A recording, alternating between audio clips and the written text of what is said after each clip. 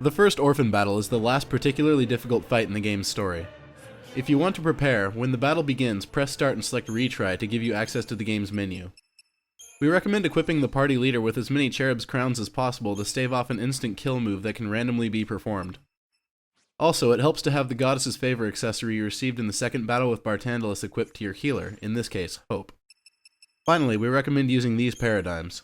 Combat Clinic should be your active paradigm for reasons that will soon be clear. Evened odds will be increasingly helpful as the battle progresses. Relentless Assault will be used to drive up the chain gauge, and Tireless Charge to deal damage in large volumes. Finally, Diversity is a good all-around paradigm that you can rest on when things are at a middle ground. As the battle begins, Orphan will use his worst move, Merciless Judgment.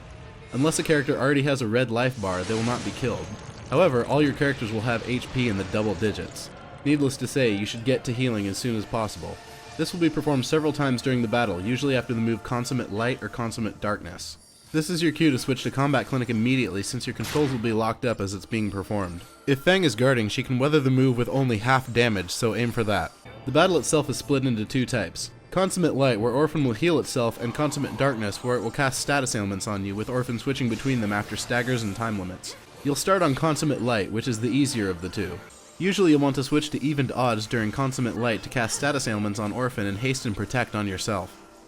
Each of Orphan's heals are about half of one of your attacks, and it employs fewer moves that do less damage.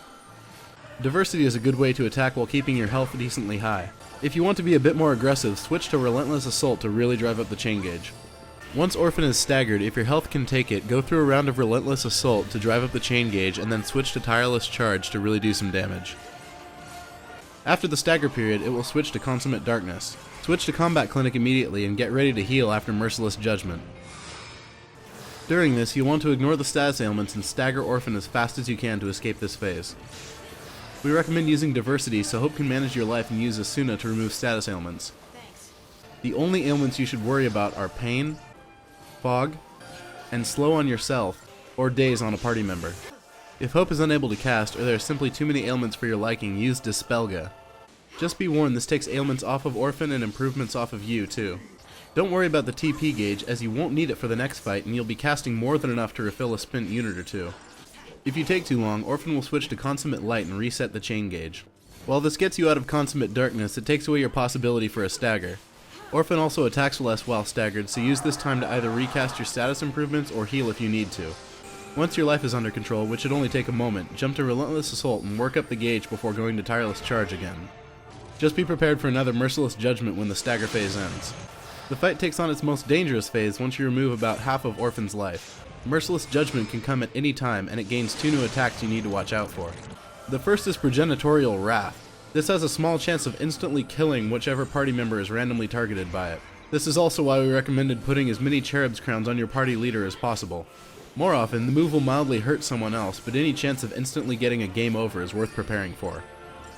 The second is Dies Irae, which takes off a lot of your life, and unlike Merciless Judgment, can kill your party even if they're not in the red. Switch to Combat Clinic when you see this coming and get ready to heal your party leader. If you've got all of that, you have all the information you need to defeat Orphan, and should do so just under the target time. The real trick is adapting quickly enough to suit all the different situations you'll be put into, and keeping your life high enough. Feel free to put everything you have into this fight, as it's the second to last, and the next one is pretty easy. If you manage to beat Orphan, you deserve a pat on the back. Gather yourself up, you're almost at the end of the game. Just one more battle to go.